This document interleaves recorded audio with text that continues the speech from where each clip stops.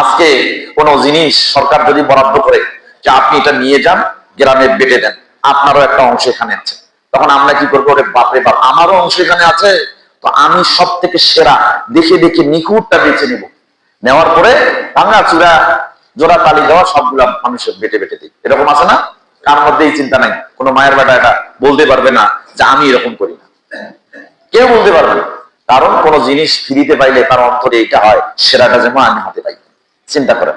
অথচ নবী বলছেন আহিব্বালিন নাস মা তুহিব্বু লিনাফসিক, তুমি মানুষের জন্য সেটাই ভালোবাসবে, সেটাই পছন্দ করবে, নিজের জন্য যেটা পছন্দ করবে। পারি আমরা? পারি না। আরে ফকিরকে খাবার পেলে আপনি মাছের মাথা দিয়ে ভাত খান, আর তাকে দেন ডাল দিয়ে ভাত।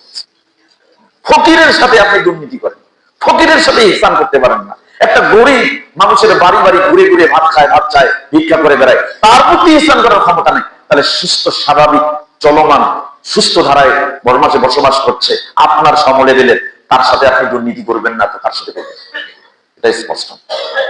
চিন্তা করেন।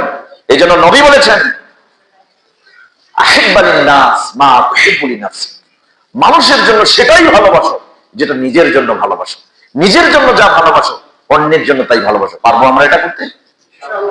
আল্লাহ আমাদের তৌফিক দান করুন।